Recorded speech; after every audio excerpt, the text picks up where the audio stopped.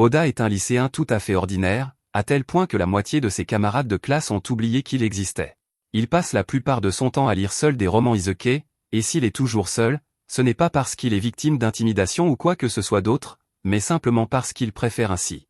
L'idée que quelqu'un vienne lui parler le rend tellement anxieux qu'il préfère se fondre dans la masse et rester invisible. Soudain, la pièce s'assombrit lorsqu'une sphère noire apparaît au milieu de la classe, et un cercle d'invocation se forme juste au-dessus de tous les élèves. L'instant d'après, ils se retrouvent au milieu d'une grande salle. Un vieil homme chauve attire leur attention et leur dit que le roi a quelque chose d'important à leur dire. Les élèves sont naturellement bouleversés par cet enlèvement interdimensionnel, et ils commencent à exiger des explications, mais le conseiller se moque de leurs préoccupations et leur dit de se taire et d'écouter. Une fois le silence revenu, le roi prend la parole et se présente comme Morgan, souverain du royaume de Reddy. Il leur explique que le royaume est attaqué par des démons et que seul le pouvoir d'un héros venu d'un autre monde est assez puissant pour vaincre le seigneur démon. Après avoir entendu ces mots, Oda se rend compte que c'est exactement le même scénario que dans tous les romans isekai qu'il a lus, et il commence en fait à se réjouir un peu. Le conseiller déclare alors qu'il est temps d'identifier le héros parmi eux, et invite tout le monde à poser la main sur cette boule de cristal afin qu'ils puissent inspecter leur statut. Le premier à s'avancer est Desuke. Il s'approche de la boule et on lui demande de prononcer le mot « statut » pour afficher ses statistiques. Il espérait être le héros, mais il s'avère qu'il n'est qu'un dresseur d'animaux avec une puissance moyenne de 450. Le conseiller lui dit qu'il n'y a pas lieu d'être déçu, car il n'est encore qu'au niveau 1, mais ses statistiques dépassent déjà de loin celles d'une personne moyenne dans ce monde. Quelques autres élèves obtiennent des classes telles que désenchantés, chevaliers et même guérisseurs, et le conseiller se réjouit de la diversité des compétences puissantes des élèves invoqués. Il informe également les élèves qu'ils peuvent ouvrir une fenêtre de statut personnel en disant « statut » de leur propre chef, et lorsqu'Oda l'essaie, il découvre qu'il est un assassin. Cela ne le surprend pas vraiment compte tenu de sa personnalité, mais ce qui l'inquiète, c'est que ses statistiques sont anormalement élevées. Auparavant, Desuke avait des statistiques d'environ 450, et le conseiller avait déclaré que c'était déjà bien supérieur à la moyenne dans ce monde, mais les statistiques d'Oda sont de 1800. Comment expliquer un tel écart ? C'est ensuite au tour de Tsukasa d'essayer la boule de cristal. Il pose sa main dessus et, à sa grande surprise, il découvre qu'il est le héros. Les autres élèves ne sont pas vraiment surpris par ce résultat, car Tsukasa a toujours été un prodige en athlétisme, en études et en leadership, il était donc le plus susceptible de devenir un héros. Le conseiller commence à le féliciter pour ses statistiques élevées, car la plupart des gens plafonnent à environ 500 points, alors que les siennes avoisinent les 900. Cependant, si 900 est vraiment tout ce qu'un héros peut obtenir, alors Oda est encore plus perplexe face à son propre écran de statistiques, car cela n'a aucun sens que ses statistiques soient aussi élevées. Nanas demande à Oda s'il souhaite passer à son tour, car il ne reste plus beaucoup de personnes, mais l'idée de révéler ses statistiques à tout le monde ici l'effraie, car il a lu suffisamment d'isekai pour savoir qu'il y a quelque chose qui cloche avec le roi et sa fille. Il ne peut même pas être certain qu'ils aient dit la vérité au sujet du seigneur démon dont ils ont parlé plus tôt, donc leur révéler ses statistiques le mettrait dans une position très désavantageuse. Cependant, le simple fait de dire qu'il ne veut pas montrer ses statistiques attirerait trop l'attention, alors il regarde son écran de statistiques et se rend compte qu'il possède une compétence maximale appelée « dissimulation de présence ». Dès qu'il l'active, il disparaît pratiquement du groupe sans que personne ne s'en aperçoive. Même Nanase, qui lui parlait il y a un instant, oublie complètement l'existence d'Oda dès qu'il est hors de vue, tout comme mon père. Une fois que le conseiller a pris note des capacités de chacun, il leur annonce que l'équipement nécessaire à leur entraînement leur sera bientôt fourni, mais que pour l'instant, ils vont être conduits dans les chambres qui ont été préparées pour eux. Oda pousse un soupir de soulagement, il a passé la vérification sans se faire remarquer, il ne lui reste plus qu'à utiliser ses compétences pour recueillir des informations, mais alors qu'il traverse les couloirs, il remarque une caméra qui espionne les élèves depuis le plafond, et il est désormais certain qu'il se passe quelque chose de louche ici. Comme personne ne sait plus qu'il est là, il va devoir se débrouiller seul jusqu'à ce qu'il comprenne ce qui se passe. Heureusement, il parvient à trouver une vieille chambre que le château utilise pour stocker du matériel, et il décide d'y passer la nuit. Il examine l'équipement disponible et trouve des affaires qui conviendraient à un assassin. Il les enfile et part afin de commencer à recueillir autant d'informations que possible. Grâce à ses statistiques élevées, il est capable de sauter facilement à des dizaines de mètres dans les airs, ce qui lui permet de se déplacer sans difficulté. Grâce à sa capacité de dissimulation, il se faufile sans effort dans la chambre du roi sans être détecté et surprend une conversation entre celui-ci et la princesse au sujet d'un certain plan. Morgan lui rappelle également de veiller à ce qu'aucun élève n'entre dans les archives du château, car il serait néfaste qu'ils apprennent la vérité. Oda ne sait toujours pas exactement quel est leur plan, mais il se doute que ce n'est rien de bon. Il est donc tenté de poignarder le roi à mort sur le champ et d'en finir une bonne fois pour toutes, mais cela serait trop imprudent, du moins tant qu'il n'aura pas recueilli plus d'informations. Le lendemain matin, Oda se faufile dans la salle à manger et prend un morceau de pain à manger. Il se demande s'il doit lever le voile sur le secret et dire à ses camarades de classe que le roi prépare quelque chose de mal, mais il doute qu'ils le croient. À ce moment-là, Tsukasa entre et a quelque chose à dire. Il est clair qu'ils sont devenus plus forts en venant dans ce monde et il estime qu'il est de leur devoir d'utiliser leur nouveau pouvoir pour aider à vaincre le Seigneur Démon, comme le roi leur a demandé de le faire. Il souhaite donc demander le soutien de tous pour atteindre cet objectif et ils semblent tous d'accord avec cette idée. Oda se rend compte que le fait qu'ils considèrent tous le roi et la princesse comme des alliés signifie qu'ils ne le croiraient pas s'il leur racontait ce qu'il a entendu la nuit dernière. Il décide donc de recueillir davantage d'informations avant d'agir. Plus tard dans la journée, les élèves se rassemblent tous dehors pour leur première leçon de combat, et on leur présente Saran Mitre, le commandant chevalier du dernier bataillon de Reidi. Il leur annonce qu'il sera chargé de les entraîner pendant le mois suivant, après quoi ils seront autorisés à entrer dans le donjon pour mettre en pratique leurs nouvelles compétences. Oda observe la scène depuis un moment, caché dans un coin, et il n'apprécie pas l'enthousiasme aveugle de ses camarades à l'idée de devenir des héros, mais il ne peut rien y faire dans sa situation actuelle. Il décide donc d'aller chercher plus d'informations. Cependant, alors qu'il s'apprête à partir, Saran semble le remarquer. Il confie donc la responsabilité des élèves à son assistante Gilles et suit Oda. Oda finit par s'arrêter près d'une fontaine et se demande où il devrait aller pour recueillir des informations, mais tout à coup, Saran apparaît derrière lui et lui demande si quelque chose ne va pas. Oda est choqué que quelqu'un ait pu le repérer, car il est sûr que sa compétence de dissimulation est toujours active. Mais Saran lui dit qu'il n'a pas à s'inquiéter outre mesure, car sa compétence est toujours efficace sur tout le monde, mais qu'il est un cas un peu particulier. Saran possède des yeux enchantés qui lui permettent de percevoir les moindres changements de température, il n'a donc pas eu de mal à remarquer Oda. Oda ne peut pas risquer de voir sa couverture compromise, il saisit donc sa dague, avec l'intention d'éliminer Saran, mais celui-ci lui dit que ce n'est pas nécessaire, car il ne va pas parler de lui au roi ou à la princesse. Oda est surpris d'entendre cela, car il pensait que le commandant des chevaliers serait loyal envers le roi, mais la loyauté de Saran est un peu compliquée, donc dans l'état actuel des choses, il n'a aucune raison de dénoncer Oda. Lui et Oda s'assoient près de l'entrée et Oda explique à Saran qu'il cherche un moyen d'accéder aux archives, car il ne connaît rien à la magie ni au fonctionnement de ce monde. Par exemple, sa compétence de dissimulation était au maximum dès le début, mais il ne sait pas comment améliorer ses autres compétences. Saran lui propose de lui apprendre à progresser, car il ne trouverait pas cette information dans les archives, même s'il essayait. Oda est un peu excité, car il espérait avoir l'occasion de suivre un véritable entraînement d'assassin, mais il n'aime pas accepter de l'aide gratuitement, alors il demande à Saran s'il peut faire quelque chose pour lui en échange. Saran répond qu'il aimerait simplement en savoir un peu plus sur le monde d'Oda, car il pense que ce serait intéressant à découvrir. Les deux hommes commencent alors officiellement à travailler ensemble. Au cours des semaines suivantes, Oda apprend l'histoire de ce monde et découvre qu'il existe des continents séparés où vivent des elfes et des créatures mi-humaines mi-animales. Ensuite, Saran se charge de former Oda tandis que Gilles s'occupe de la formation des autres héros.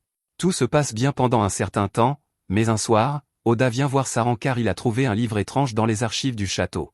Saran sait déjà de quoi il s'agit, car c'est lui qui a caché ce livre-là pour qu'Oda le trouve, et celui-ci contient des détails sur ce que Saran prévoit de faire. Il dit que le roi n'est plus apte à régner sur ce pays, car il est prêt à payer un prix horrible pour son profit personnel, ce qui ne plaît pas à Saran ni aux autres chevaliers, mais il souhaite maintenir la paix autant que possible afin d'éviter tout bain de sang inutile. Oda pense que les choses auraient été beaucoup plus faciles s'il avait simplement tué le roi quand il en avait l'occasion, mais Saran lui dit qu'il a fait le bon choix en l'épargnant à ce moment-là. Tuer un homme n'est pas un fardeau facile à porter, surtout pour un adolescent comme lui. Ce n'est pas parce qu'il est un assassin qu'il est obligé de tuer, et s'il a vraiment l'intention de rentrer chez lui un jour, il devrait limiter ses meurtres au strict minimum. Oda apprécie les conseils de Saran, mais il lui demande pourquoi il s'occupe autant de lui, alors qu'il n'a rien à y gagner. Saran répond qu'il a de grands espoirs pour Oda, et il ne parle pas seulement de ses statistiques. Lorsqu'il a été convoqué pour la première fois, Oda était le seul à avoir réellement réfléchi à la situation et à ne pas s'être contenté de suivre le mouvement. De plus, rares sont ceux qui auraient pu endurer ce qu'Oda a enduré et en sortir plus fort. Oda est un peu gêné, car il a passé toute sa vie à être ignoré par son entourage, et c'est la première fois que quelqu'un le félicite autant. Saran est heureux de l'avoir rendu heureux, mais il a une faveur à lui demander, car il aurait vraiment besoin d'aide pour le coup d'état qu'il prévoit, et Oda répond qu'il va y réfléchir. À la fin du mois, l'entraînement des héros est enfin terminé, et il est temps pour eux de descendre dans le donjon, mais alors qu'ils défilent dans les rues, Oda remarque quelqu'un qui les observe du coin de l'œil, et il se demande pourquoi elle éprouve une telle animosité envers les héros. Il se faufile donc derrière elle pour lui poser la question. La jeune fille est surprise par l'apparition soudaine d'Oda, mais il lui assure qu'il ne lui veut aucun mal. Il veut simplement savoir pourquoi elle semble si hostile envers les héros alors que tous les autres semblent les soutenir. La jeune fille lui demande s'il ne sait vraiment pas ce que le royaume doit sacrifier pour les invoquer ici, mais c'est la première fois qu'Oda entend parler d'un sacrifice, il ne comprend donc pas de quoi elle parle. Elle aurait pu facilement lui dire de quoi il s'agissait, mais au lieu de cela, elle dit à Oda qu'il devrait trouver la réponse par lui-même, car ce ne sera pas la dernière fois qu'ils se verront. Alors que le groupe s'enfonce dans le donjon, il est contraint de se frayer un chemin à travers un important groupe d'orques, mais peu importe le nombre qu'il tue, il en apparaît toujours davantage. Tsukasa suggère qu'ils battent tous en retraite pour l'instant, et Saran accepte, estimant qu'ils ont suffisamment progressé pour aujourd'hui. Il utilise alors son épée divine pour ouvrir un passage vers la sortie et ordonne à tout le monde de courir aussi vite que possible. Cependant, après avoir franchi la porte, ils se retrouvent acculés par encore plus de monstres, et leur chance de s'échapper semble mince. C'est alors que Tsukasa se souvient qu'avant leur départ en mission, la princesse lui avait donné une bombe fumigène spéciale qui, selon elle, effraierait les monstres. Il décide donc de tenter le coup et la lance sur les orques, mais à sa grande horreur, la bombe fumigène transforme l'ORC en un minotaure bien plus puissant que tout ce qu'ils ont affronté jusqu'à présent. Lorsqu'Oda et Gilles arrivent, le groupe est déjà sur le point d'être vaincu. Oda passe alors à l'action et tente de poignarder le monstre dans la nuque, mais sa peau est bien trop résistante pour être transpercée et son épée se brise sous l'impact. Oda est contraint de battre en retraite et trouve Tsukasa agenouillé sur le sol, le bras cassé. Il est en pleine crise de nerfs, car il ne supporte pas de ne pas être assez fort pour vaincre le Minotaure tout seul. Oda sait que Tsukasa a un sens aigu des responsabilités, mais il n'a jamais été du genre à s'effondrer sous la pression comme ça, alors il a l'impression que quelqu'un lui a fait quelque chose. Il demande au désenchantateur du groupe d'essayer de lui jeter un sort de malédiction pour voir ce qui se passe, et comme prévu, les restes d'une malédiction flottent au-dessus de sa tête. Quelqu'un a donc clairement planifié toute cette attaque, et Oda a une bonne idée de qui en est l'instigateur. Pendant que la malédiction de Tsukasa est dissipée, Oda dit à Saran qu'il prévoit d'essayer sa nouvelle compétence. Saran lance alors un éclair sur le Minotaure, et tandis que celui-ci est électrocuté, Oda active sa magie de l'ombre. Des vrilles sombres commencent à émerger de l'ombre avant de transpercer le Minotaure là où il se trouve. Une fois qu'il a été immobilisé, Oda commence à l'attirer dans l'ombre jusqu'à ce que son corps entier soit dévoré, ne laissant que sa tête derrière lui. Cependant, bien qu'il ait réussi à tuer le Minotaure, il ne maîtrise pas encore totalement ses pouvoirs d'ombre, et il commence à lutter pour les empêcher de devenir incontrôlables. Heureusement, Saran vient à son secours pour l'aider à rester calme jusqu'à ce qu'il parvienne finalement à retirer les vrilles. Une fois le combat terminé, tout le monde retourne au château et Saran félicite Oda pour le succès de sa mission. C'est grâce à lui que tout le monde a pu rentrer sain et sauf, mais si son pouvoir d'ombre est incroyablement puissant, il lui coûte également très cher, alors Saran dit à Oda d'éviter de l'utiliser sauf en cas d'absolue nécessité. Il dit à Oda qu'il a un cadeau pour lui et lui tend un katana. Il explique que la lame a été forgée par le premier héros invoqué il y a plusieurs siècles, et Oda lui en est reconnaissant, mais il se demande pourquoi Saran la lui donne à lui plutôt qu'aux héros actuels, Tsukasa. Saran explique que Tsukasa a déjà reçu l'épée sacrée pour l'utiliser au combat. De plus, le roi remarquerait certainement que quelque chose cloche s'il voyait Tsukasa brandir le katana, car Saran l'a en quelque sorte volé dans l'armurerie royale. Oda comprend, alors il accepte le katana, et il trouve cool de pouvoir utiliser la même épée que l'ancien héros. Mais en parlant de héros, il se souvient que la situation avec Tsukasa ne s'est pas améliorée. Ils ont réussi à comprendre qu'il était maudit, mais si certains symptômes ont été atténués par le sort de désenchantement, la malédiction elle-même persiste, et Oda prévoit de découvrir pourquoi. Plus tard dans la nuit, Oda se faufile dans la chambre de la princesse et la surprend en train de renforcer la malédiction qui pèse sur Tsukasa à l'aide d'un cristal magique afin de le transformer en marionnette. Mais avant qu'elle n'ait pu terminer ses sorts, Oda passe à l'action et coupe le cristal en deux. Cela devrait suffire à lever la malédiction pour l'instant, mais il a encore quelques questions à lui poser, alors il pointe son épée vers sa gorge et exige de savoir pourquoi elle fait cela.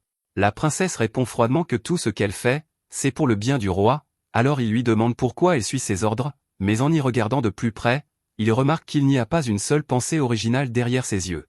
Elle est manifestement contrôlée elle aussi, et il ne serait pas juste de la tuer si elle n'agit pas de son plein gré. Oda décide donc de partir. Cependant, il aurait probablement dû la tuer quand même, car dès qu'il est parti, elle se rend dans son placard, rempli de cristaux maudits destinés à chacun de ses camarades de classe, et commence à les utiliser à la place. Peu de temps après, Oda apporte les cristaux à Saran et lui demande s'il sait quelque chose à leur sujet. Saran a déjà vu ces cristaux auparavant, et il murmure qu'il n'arrive pas à croire que le roi n'est pas encore abandonné. Cela mis à part, il demande à Oda s'il s'est révélé à la princesse pendant qu'il détruisait le cristal, et celui-ci admet que oui, mais uniquement parce qu'il voulait savoir ce qu'elle pensait et pourquoi elle faisait tout cela. Saran lui dit que la princesse n'est rien de plus qu'une marionnette pour le roi à ce stade, mais Oda en a fait assez pour aujourd'hui, alors Saran lui dit qu'il devrait aller dormir, mais il conseille à Oda de ne plus rester dans l'enceinte du château. La princesse va certainement essayer de maudire tout le monde à part Tsukasa maintenant, mais elle ne sait pas qui est Oda, donc elle n'a aucun contrôle sur lui. Elle ne sait peut-être pas exactement qui il est, mais maintenant qu'elle sait qu'il y a un assassin dans l'enceinte du château, Saran est sûr que les gardes passeront la nuit à fouiller tous les recoins, et Oda ne pourra donc plus se cacher dans les placards de rangement. Oda s'excuse d'avoir révélé son identité sans penser aux conséquences, mais Saran lui dit qu'il n'a pas à s'excuser. Faire des erreurs est naturel chez les jeunes, c'est donc le rôle de Saran, en tant qu'adulte, de l'aider à gérer les conséquences. Oda se dit reconnaissant d'avoir quelqu'un comme Saran pour veiller sur lui, et Saran lui répond que s'il veut vraiment lui exprimer sa gratitude, il devrait l'emmener avec lui lorsqu'il aura enfin trouvé un moyen de retourner au Japon. Oda passe la nuit dans l'un des arbres, mais il est réveillé par un grand remue-ménage tôt le matin dans le château. Il se demande ce qui peut bien se passer à une heure aussi matinale et décide d'aller voir. Il trouve quelques gardes et ses camarades de classe rassemblés autour de Tsukasa qui, dès qu'il l'aperçoit, est soulagé de revoir Oda. Oda est heureux de voir que la malédiction qui pesait sur Tsukasa a été levée, mais Tsukasa semble paniquer et lui demande où il était. Oda explique qu'il faisait juste une sieste et demande ce qui se passe ici.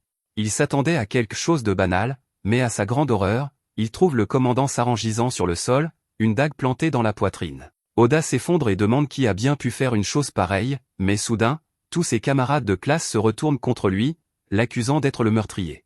Le poignard planté dans la poitrine de Saran est le même que celui qu'ils ont vu Oda utiliser la veille. Cela constituerait une preuve irréfutable contre lui, mais ils ont littéralement vu son poignard se briser contre le Minotaure dans le donjon, donc celui-ci ne peut pas être le sien. Malgré tout, ses camarades de classe affirment tous qu'il est trop suspect, car il disparaît et réapparaît quand bon lui semble. Oda se rend compte que la princesse a dû réussir à jeter un sort à tous ses camarades de classe pour qu'ils agissent ainsi, et que le seul qui reste normal est Tsukasa. Il essaie de prendre la défense d'Oda, car il n'est pas juste de l'accuser de meurtre sans aucune preuve, mais soudain, le roi apparaît et annonce qu'Oda est accusé de trahison pour le meurtre du commandant Saran, et ordonne aux gardes de l'exécuter immédiatement. Oda voit un sourire illuminer le visage de la princesse et, à cet instant, il comprend qu'il est victime d'un complot et qu'aucune explication ne suffira à le sortir de cette situation.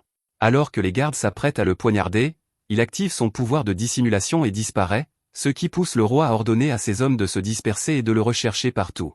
Pendant ce temps, Oda se faufile près de Gilles, car il sait qu'il est digne de confiance. Une fois qu'il a attiré son attention, il apprend que les véritables coupables de la mort de Saran sont les assassins personnels du roi et qu'ils vont maintenant s'en prendre à Oda, qui va donc devoir prendre la fuite. Gilles explique que Saran avait anticipé une telle situation et avait donc préparé à l'avance un sac de provisions pour Oda. Oda remercie Gilles pour ses informations et, après avoir rassemblé les provisions, il quitte le royaume.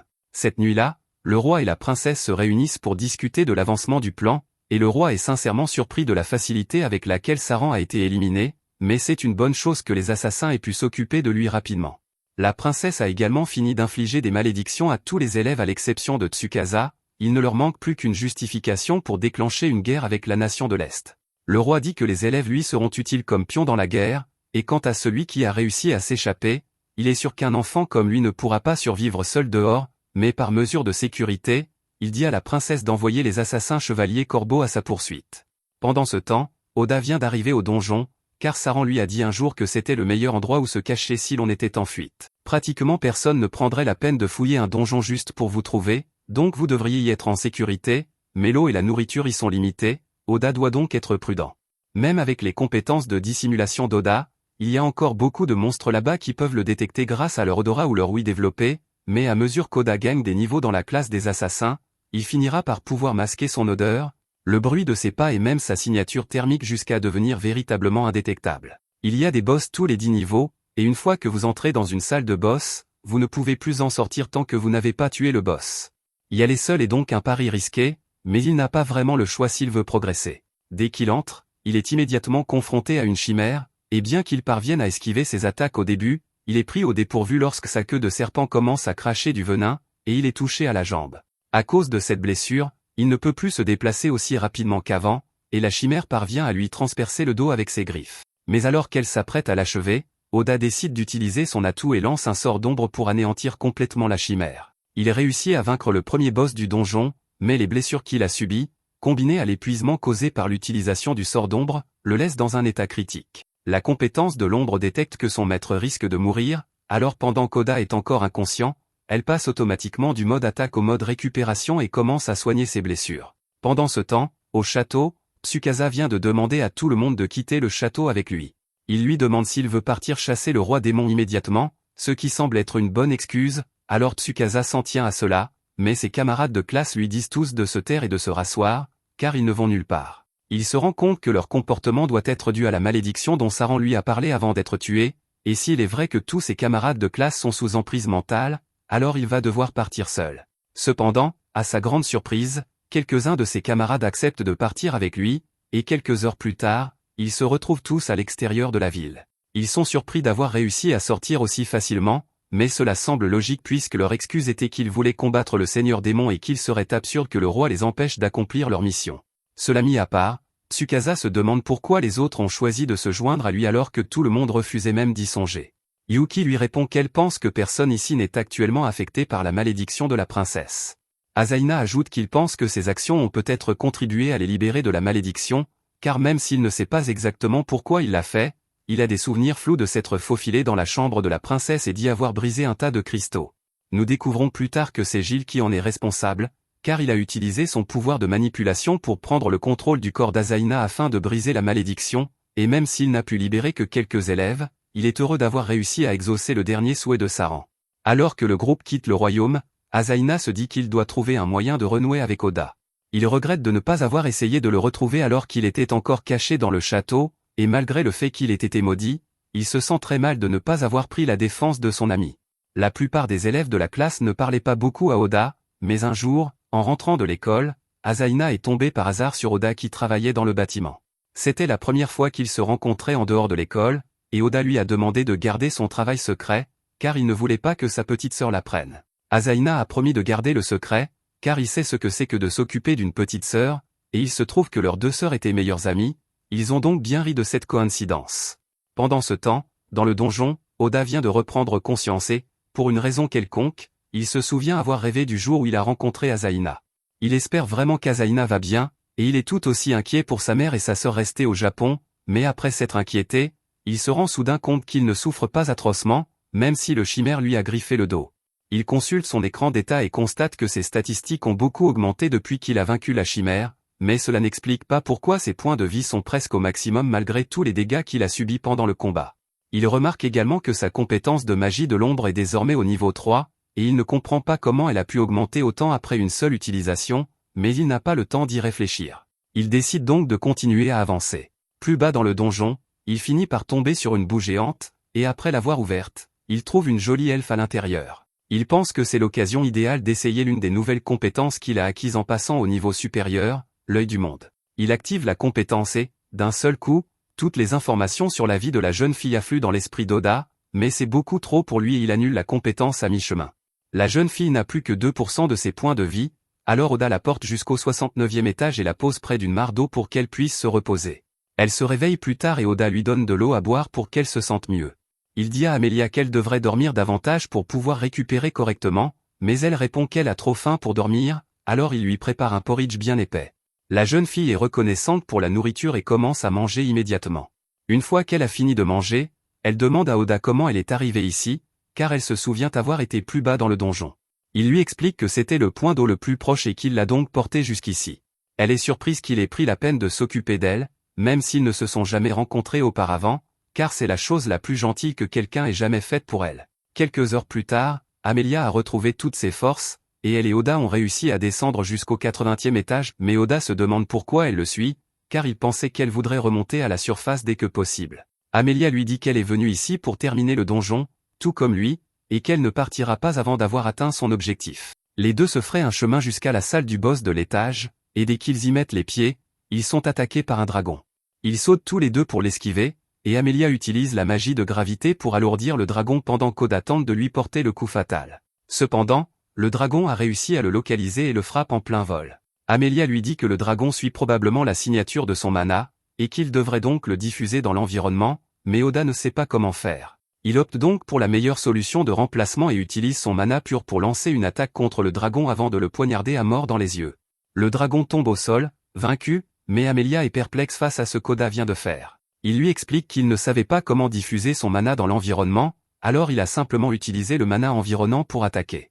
Amelia est stupéfaite d'apprendre qu'il est capable d'une telle chose, mais avant qu'elle ne puisse lui demander plus d'informations, le cadavre du dragon se met soudainement à briller.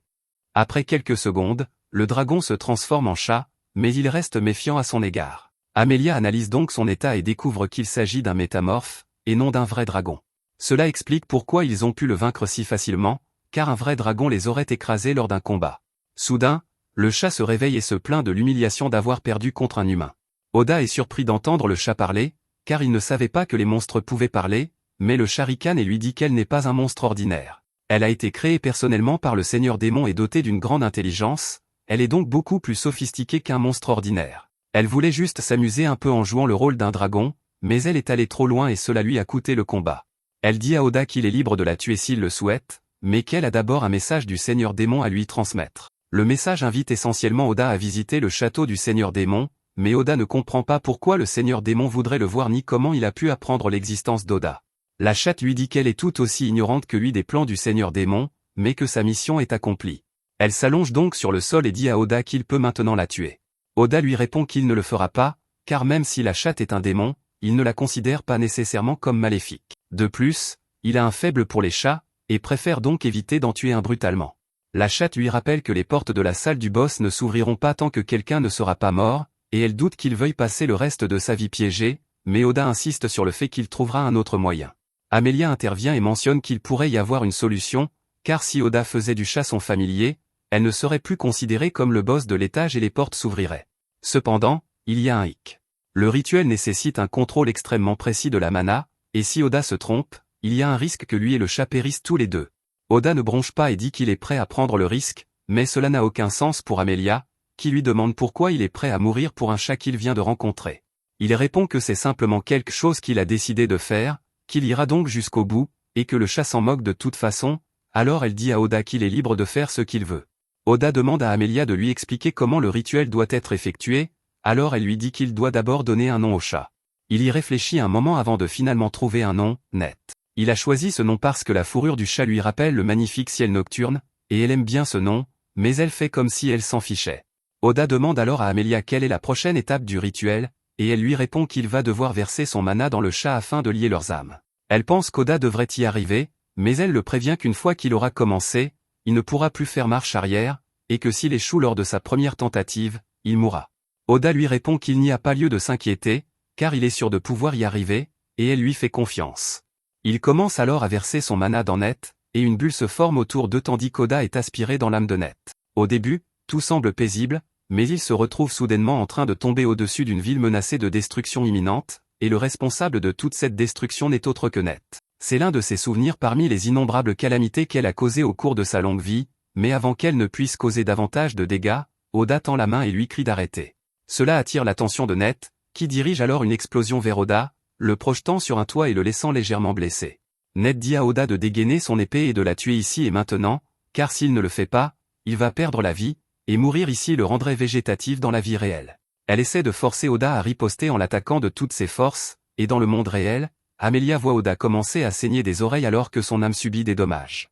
De retour dans le monde des âmes, Oda se précipite droit sur Net, mais alors qu'elle pensait qu'il allait la frapper, il se laisse empaler sur ses griffes parce qu'il ne veut pas la tuer.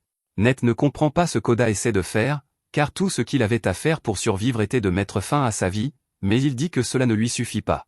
Il sait que Net ne veut pas vraiment le tuer, ni tuer qui que ce soit d'ailleurs, mais quoi qu'il en soit, Net répond que cela n'a pas d'importance, car elle est un monstre. Oda lui répond qu'il n'y a aucune règle qui lui impose de tuer des humains simplement parce qu'elle est un monstre, mais Net lui répond que c'est un instinct primitif. Oda comprend que Net déteste vivre ainsi, alors il lui dit que tant qu'elle sera avec lui, il prendra soin d'elle et que ses jours de destruction insensés sont terminés. Cela finit par convaincre Net, qui décide de faire confiance à Oda et se blottit dans ses bras.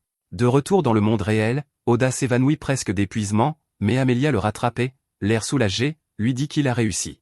Oda s'approche alors de Net et pose sa main sur sa tête. Un motif apparaît sur le dos de sa main pour symboliser son lien avec Net, et au même moment, le motif sur le front de Net passe du rouge alors. Net dit à Oda qu'il a éveillé son intérêt et qu'elle aimerait rester à ses côtés et être témoin de son voyage, alors elle lui jure une fidélité éternelle. Soudain, un cercle de téléportation commence à briller sur le sol, et le fait qu'il soit apparu signifie que Net n'est plus considéré comme un boss par le labyrinthe, ils sont donc libres de partir. Oda trouve cela formidable qu'il soit libre de partir, mais Net est encore affaibli par ses blessures, alors il lui dit qu'elle peut se reposer aussi longtemps qu'elle le souhaite, car aucun autre monstre ne pourra entrer ici. Dans ce cas, Amelia suggère qu'ils s'assoient tous pour discuter agréablement afin de faire connaissance pendant qu'ils attendent, et Net accepte. Pendant ce temps, les camarades de classe d'Oda viennent d'arriver dans la ville de Yamato.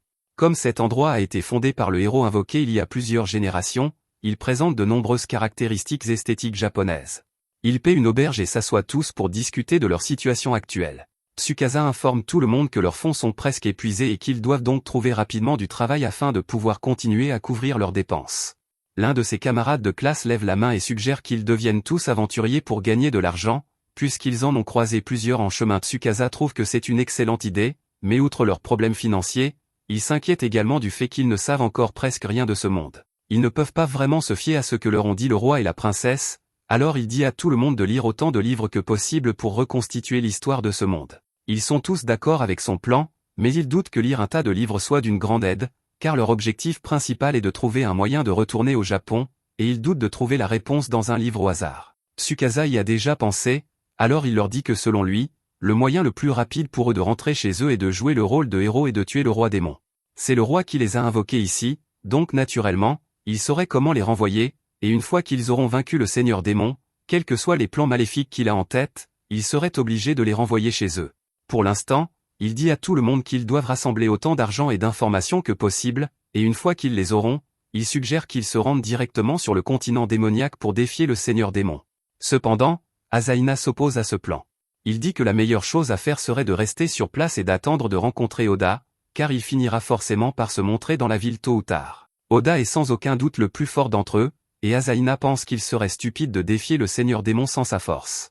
Nanase est d'accord, car il n'a jamais vraiment eu l'occasion de parler à Oda auparavant, mais Desuke s'oppose fermement à cette idée, car il pense toujours qu'Oda est peut-être celui qui a tué le commandant Saran.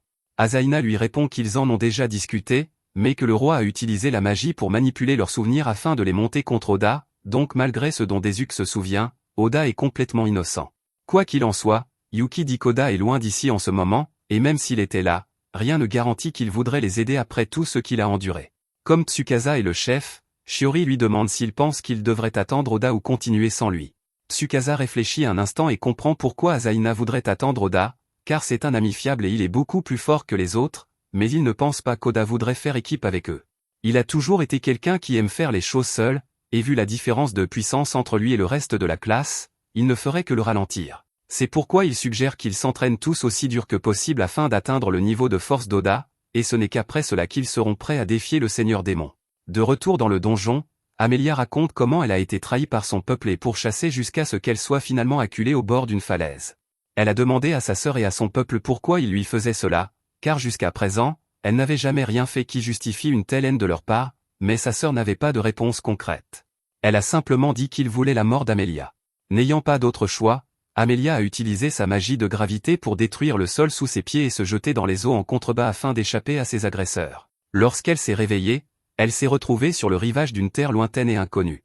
Peu après, elle a été avalée par une boue sombre, et la seule chose dont elle se souvienne ensuite, c'est de s'être réveillée à côté d'Oda. Oda et Net sont surpris par la gravité de la situation d'Amelia, mais Net est intrigué par la boue sombre qui a englouti Amelia, car les boues ne mangent généralement pas les humains, et même si celle-ci l'a fait, elle a du mal à croire qu'Amelia ait survécu aussi longtemps sans être digérée. Quoi qu'il en soit, Amelia dit qu'elle est reconnaissante à la boue de l'avoir mangée, car sans cela, elle n'aurait jamais eu la chance de rencontrer Oda. Oda lui demande si elle a l'intention de rentrer chez elle un jour, mais Amelia répond qu'elle n'a pas de maison où retourner. Il lui demande si elle a au moins essayé de discuter avec sa sœur de ce qui s'est passé, mais étant donné que la sœur d'Amelia a essayé de la tuer, je ne pense pas que discuter soit une option pour elle. La position d'Oda à ce sujet est biaisée, car il a lui aussi une petite sœur, mais celle-ci n'a jamais essayé de le tuer. Il tient beaucoup à elle et, à un moment donné, il a fait des heures supplémentaires pendant des semaines juste pour pouvoir lui acheter un nouveau téléphone, car l'ancien était cassé. Julie ne semblait pas satisfaite du cadeau à ce moment-là, mais ce n'était pas parce qu'elle était ingrate, c'était parce qu'elle n'aimait pas le fait qu'Oda se mette autant de pression juste pour lui acheter un cadeau.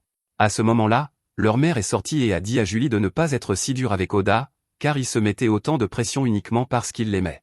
Julie se sentait toujours mal à l'aise à l'idée qu'Oda travaille si dur pour elle, mais elle appréciait son geste, alors elle l'a remercié de toujours veiller sur elle. Oda manque beaucoup à sa mère et à lui, alors il veut rentrer chez lui dès que possible, mais avant cela, il a quelque chose à faire. Au Japon, personne ne semblait remarquer Oda, ce qui explique probablement pourquoi sa capacité à dissimuler sa présence est l'une de ses plus grandes forces. Cependant, le commandant Saran s'est intéressé à lui, et Oda lui doit beaucoup de son évolution, mais le roi l'a assassiné de sang-froid afin de faire porter le chapeau à Oda, et celui-ci refuse de laisser cette transgression impunie. Ils sont tous arrêtés à présent, alors Oda demande à Net où le cercle de téléportation va les emmener. Malheureusement, elle répond qu'elle n'en a aucune idée, car seuls quelques démons dans le monde sont capables de manipuler les cercles de téléportation, et elle n'en fait pas partie. Amelia se souvient avoir entendu une rumeur selon laquelle les cercles de téléportation vous envoient à l'endroit où vous désirez le plus aller, et s'il y a plusieurs utilisateurs, ils choisissent une personne et envoient tout le monde à la destination de cette personne. Ils passent tous à travers, et l'instant d'après, ils se retrouvent au milieu d'une grande plaine avec un arbre massif au loin. Pour Oda, c'est une agréable surprise, mais pour Amelia, c'est un revirement de situation terrifiant, car elle reconnaît cet arbre, ce qui signifie qu'elle est de retour dans le royaume des elfes. Soudain, un elfe en reconnaissance dans un arbre voisin les repère et tire immédiatement une flèche sur Amelia. Oda s'en aperçoit à temps pour la mettre en sécurité, puis il appréhende l'elfe et l'emmène pour l'interroger. L'elfe dit qu'il a été envoyé ici pour enquêter sur une étrange lumière bleue qui est soudainement apparue, mais à sa grande surprise, il a trouvé la princesse traîtresse, et c'était un meurtre à vue à partir de là. Il se met alors à insulter Amelia avec une extrême malveillance, alors Oda l'assomme, mais cela ne résout pas leur problème car pendant que l'elfe parlait, d'autres elfes sont arrivés et les ont encerclés, y compris la sœur d'Amelia.